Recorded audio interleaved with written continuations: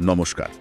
প্রযুক্তি আর রাজনীতির দুনিয়ায় দুটো মানের যাকে বলে হেভিওয়েট নাম, অ্যালন মাস্ক আর ডোনাল্ড ট্রাম্প, একেবারে যাকে বলে মুখোমুখি সংঘাতে। হ্যাঁ, বিষয়টা নিয়ে কিন্তু বেশ আলোড়ন তৈরি হয়েছে। একদম। দিগন্ত বার্তার একটা সাম্প্রতিক প্রতিবেদন এই নিয়েই। তো আমরা ভাবলাম আজ এটা নিয়েই একটু আলোচনা করা যাক। ঠিক, মানে এই হাই ভোল্টেজ নাটকের পেছনে আসলে কি আছে, মূল পয়েন্টগুলো কি কি, আর এর প্রভাবটাই বা কি হতে পারে, তাই না? সেটাই একটু বোঝার চেষ্টা করব আজ। অবশ্যই। একদিকে দেখুন বিশ্বের অন্যতম প্রভাবশালী টেক জায়ান্ট মাস্ক, আর অন্যদিকে আমেরিকার প্রেসিডেন্ট ট্রাম্প। হ্যাঁ, তো তাদের এই যে প্রকাশ্য বিরোধ, এটা কিন্তু শুধু ব্যক্তিগত ব্যাপার নয়, এর সাথে জড়িয়ে আছে আমেরিকার নীতি, অর্থনীতি।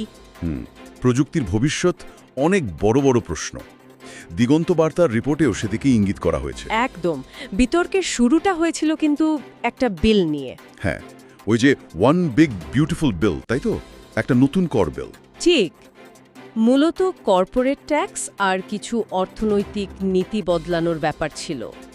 আর এর প্রতিবাদেই মাস্ক একটা বেশ বড়সড় হুমকি দিয়ে বসলেন, তাই না?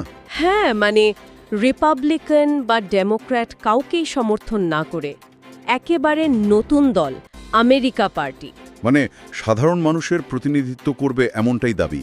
এটা তো রীতিমতো চমকে দেওয়ার মতো ব্যাপার। হ্যাঁ, আর এই ঘোষণাতেই কিন্তু পরিস্থিতি যাকে বলে উত্তপ্ত হয়ে ওঠে। ট্রাম্পের জবাবে যা বললেন বেশ কড়া কিন্তু। ও হ্যাঁ, শুধু তো মাস্ককে ব্যবসা গুটিয়ে দক্ষিণ আফ্রিকায় ফিরে যেতে বলেননি। না না, আরও আছে। মাস্কের কোম্পানিগুলো যে বিপুল পরিমাণ সরকারি ভর্তুকি পায় সেটা নিয়েও তো প্রশ্ন তুলেছেন। ট্রাম্পের অভিযোগটা কি ছিল? যে ভর্তুকিটা নজিরবিহীন। হ্যাঁ, এবং তিনি যদি ক্ষমতায় ফেরেন তাহলে নাকি ভর্তুকি বন্ধই করে দেবেন। ট্রাম্পের কথায় বেশ একটা ঝাঁজ ছিল লক্ষ্য করার মতো।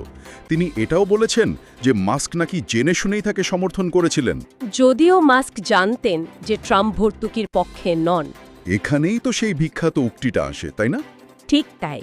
ট্রাম্প খুব পরিষ্কার করে বলেছেন, ভর্তুকি বন্ধ করে দিলে আর কোনো রকেট উৎক্ষেপণ, কোনো টেসলা কিছুই থাকবে না। উফ, সরাসরি ব্যবসার মূলে আঘাত করার চেষ্টা। একদম।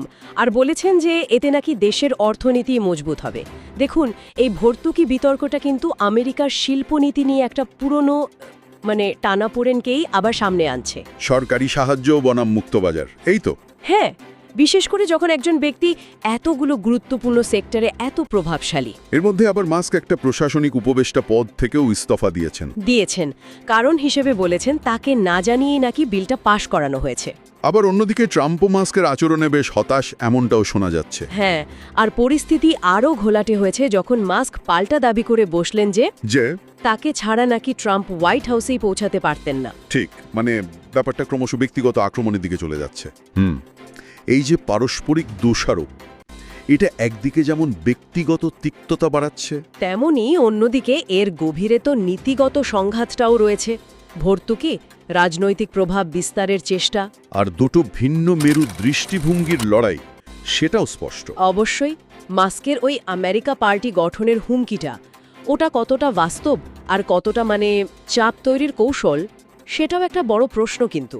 দিগন্ত বার্তার রিপোর্টেও এই প্রশ্নটা তোলা হয়েছে, তাই না? হ্যাঁ, যে এটা কি আমেরিকার রাজনীতিতে কোনো নতুন মোড়, নাকি নিছকই একটা দর কষাকষির চাল? তাহলে যদি পুরো বিষয়টাকে এক জায়গায় আনি, একটা বিতর্কিত কর বিল, হ্যাঁ, সরকারি ভর্তুকি নিয়ে মারাত্মক টানাপোড়েন, নতুন রাজনৈতিক দল গঠনের হুমকি, আর তার সাথে ব্যক্তিগত আক্রমণ, পুরনো দিনের কথা টেনে কাদা ছোড়াছড়ি। এটাই তাহলে মূল চিত্র। হ্যাঁ, আর এর গুরুত্বটা কিন্তু শুধু এই দুজনের মধ্যে আটকে নেই। একদমই না। এই সংঘাতটা প্রযুক্তি শিল্পের উপর সরকারি নীতির প্রভাব ওপরই এর একটা বড়সড় প্রভাব পড়তে পারে। এটা শুধু দুই হেভিওয়েটের লড়াই নয়, আমেরিকার যাকে বলে উদ্ভাবনী ক্ষমতা এবং রাজনৈতিক স্থিতিশীলতা, এই সব প্রশ্নেও এর গুরুত্ব আছে। বিষয়টা সত্যি ভাবার মতো। শ্রোতাদের জন্য তাহলে একটা প্রশ্ন রেখে যাই আমরা। হ্যাঁ, অবশ্যই। এই যে এত বড় মাপের সংঘাত, এটা কি ভবিষ্যতে প্রযুক্তি দুনিয়ার অন্যান্য যারা প্রভাবশালী ব্যক্তিত্ব আছেন তাদেরকে রাজনৈতিক ক্ষমতার আরও কাছে আসার, সরাসরি যুক্ত হওয়ার পথ দেখাবে? নাকি এটা উদ্ভাবন আর রাষ্ট্র পরিচালনার যে চিরাচরিত সম্পর্ক, তার মধ্যেই একটা মৌলিক পরিবর্তনের ইঙ্গিত দিচ্ছে? সত্যিই ভাবনার বিষয়। দেখা যাক কোথাকার জল কোথায়